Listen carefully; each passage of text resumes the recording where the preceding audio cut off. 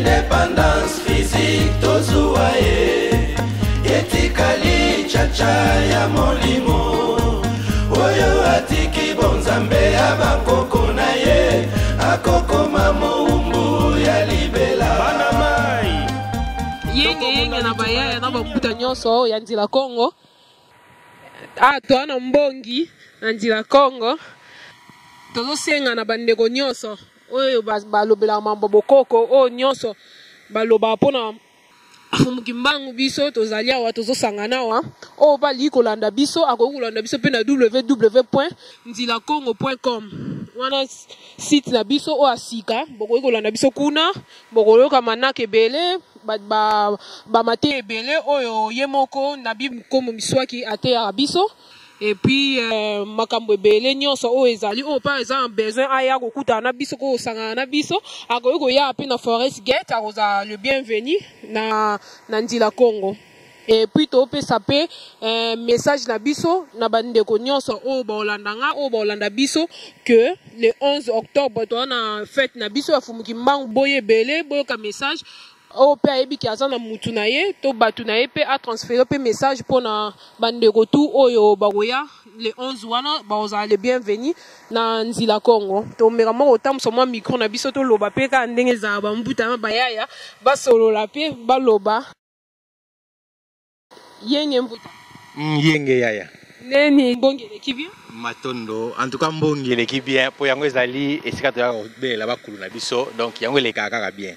En tout cas côté wana problème ezate mais sikoyo mpona le 11 okoloba nini mpona bandeko nyonso oyo baolanda yo mpo so bangi barejoindre bino to bangi bayeba ndenge ya kolandela makambo na bino baprière tout baenseignement ya bino bosala ndenge matondo yaya en tout cas nakoyebisa bambuta na bayaya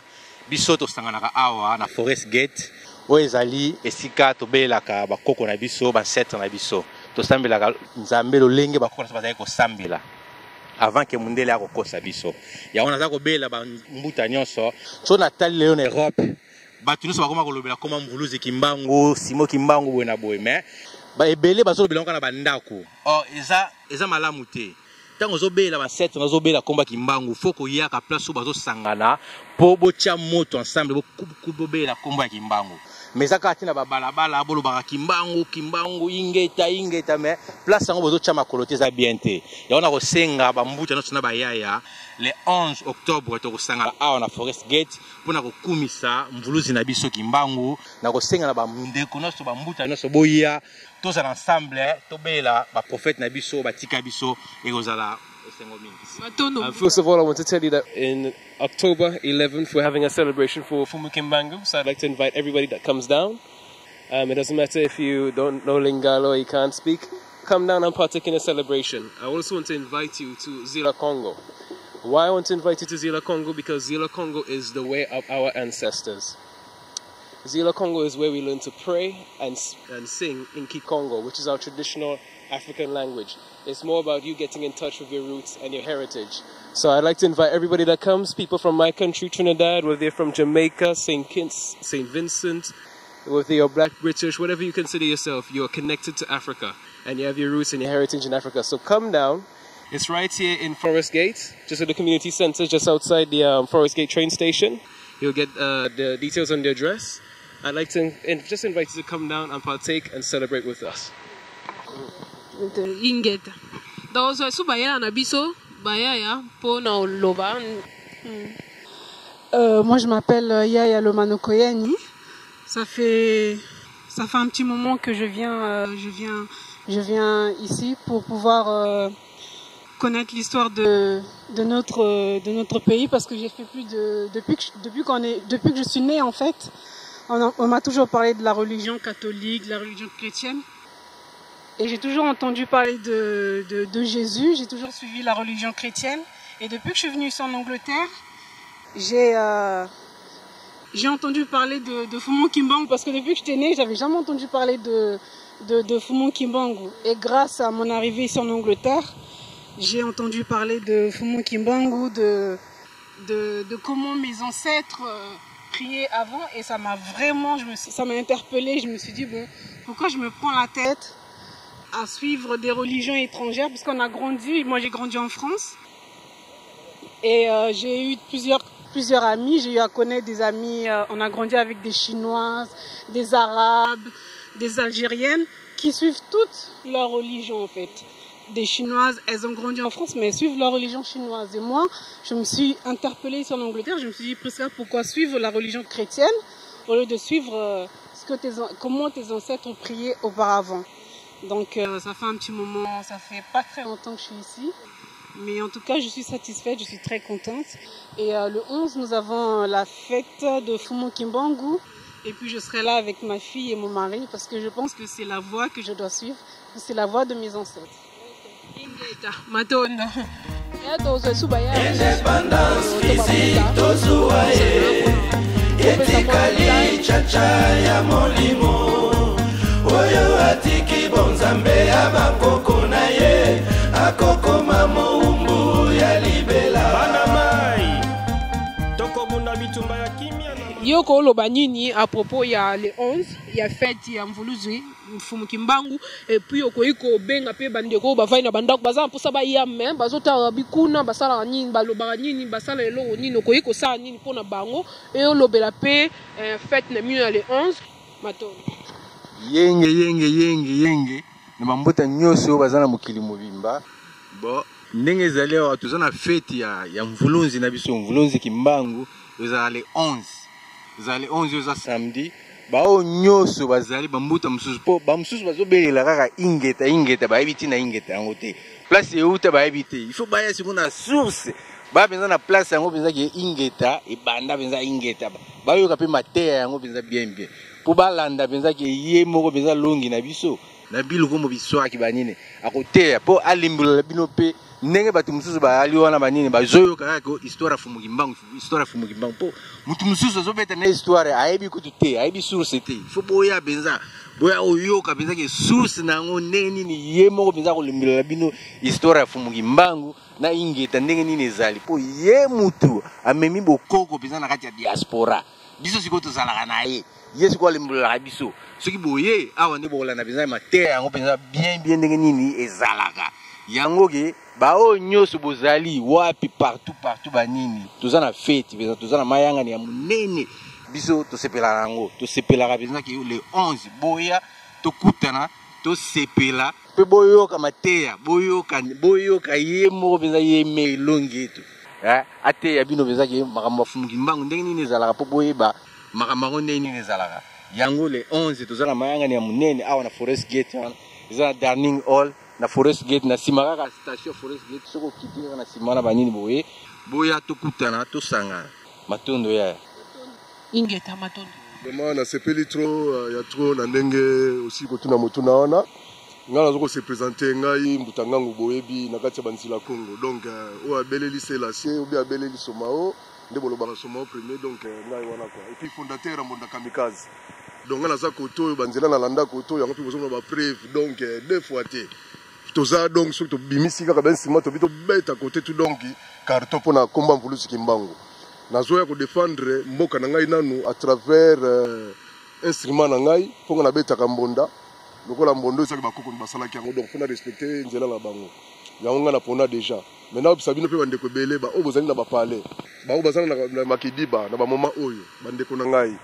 botala mokili ndenge ezokendele tant oyo eza suki teke bayebisaka bino lisusu donc moto na moto fo asala effort ye moko po soki oza na ndako ozorespecte papa na yo mais osokoka koyeba korespecte koko na yo te donc seke yo oza ja mobungi ozo comprendre to osala basemblant ya koloba o papa moi je t'aime mais so bazebisa bino bamakambo bakoko bamakambo na bino te ndenge histoire ebanda alebo osala basemblant donc biso mpe tokoloba so eloko te mais oyo nazobela toujours nazoyeba mpe mingi bazali toujours na bakidiba peut-être place bazali peut-être message ekomelaka bango bien te peut-être mpe masusu azaka na kidiba na bango mais eloko ya liboso na kobisa bino baoyo baza na besoin ke bakoka kodécouvrir eza nango problème moke ya koya so bolingi mpe boassiste na fête ya mvuluzi Kimbangu eza koya le 11 octobre nde toza na mois prochain le 11 tokozala awa na Forest Gate awa donc juste kaka na nsima station ya Forest Gate soko okomela donc okomona balabala ezali do bamakambo tu donc adresse mpe bakomela bino na se bokomona bakote wana tu quoi donc ngai nayebi te mais mpe ve nayebi beke masolo eza kotoyi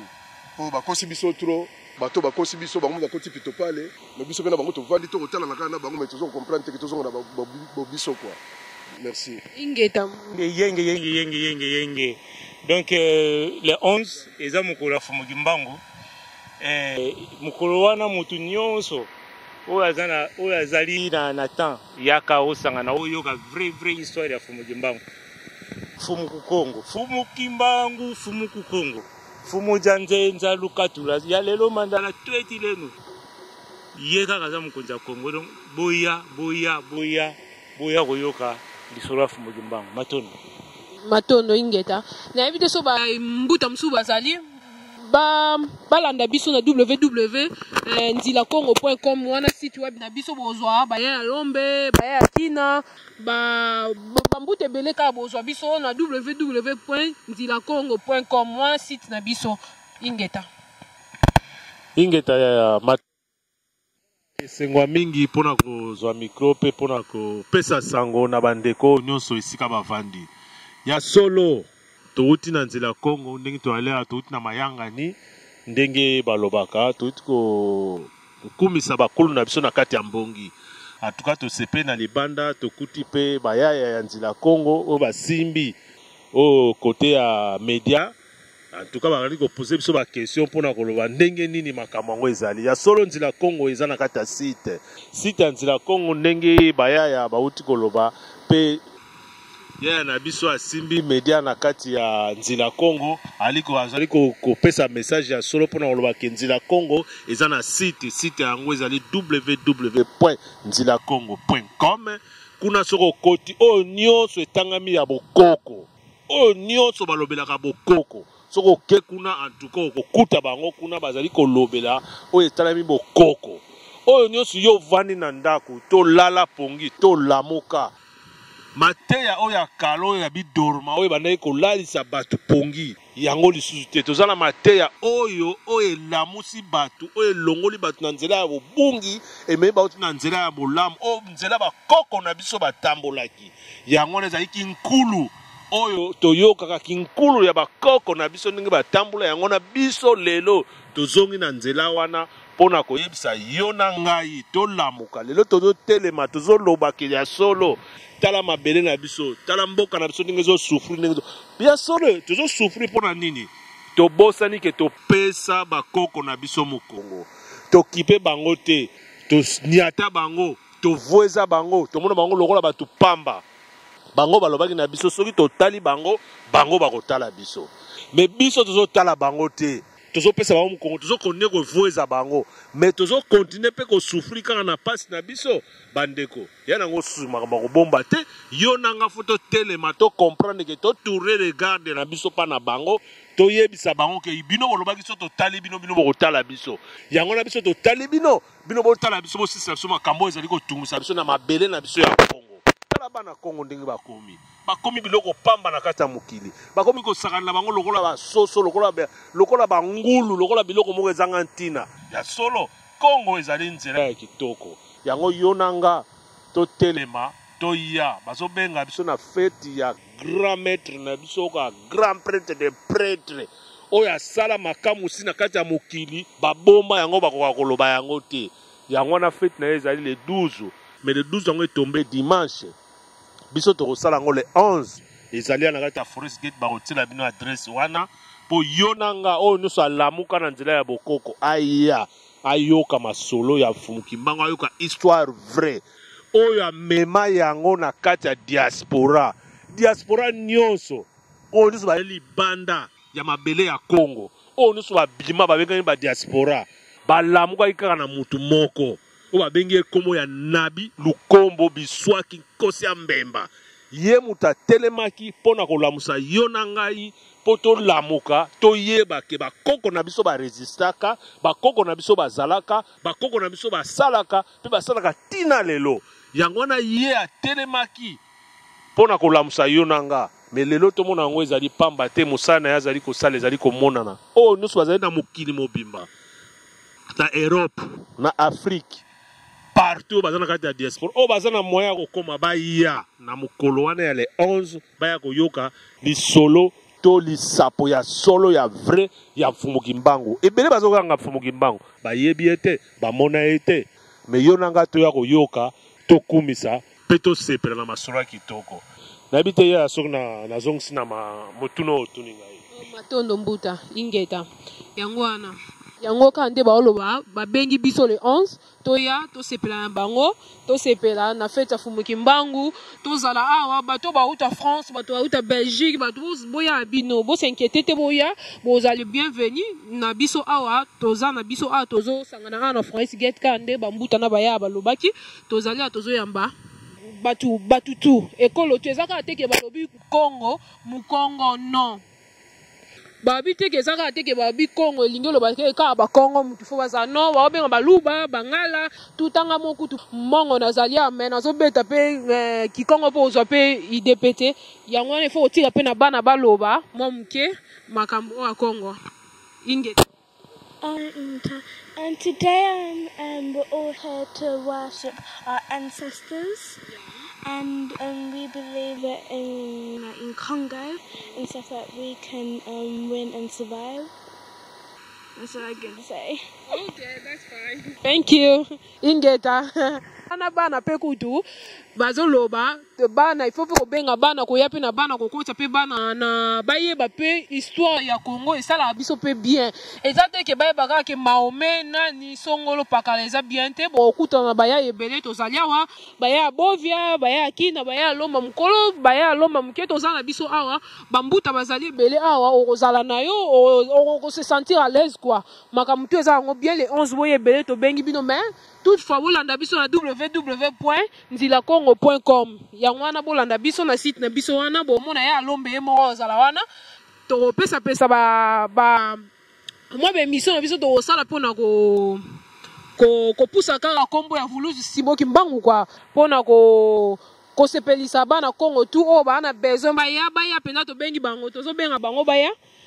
mpenza baya tobengi bango baya le 11 tozala na bango Ingeta Matondo. Indépendance physique tozuwa ye etikali chacha ya molimo oyo atiki bonzambe ya bakoko na ye akokoma moumbu ya libela bana mai tokobunda bitumba ya kimia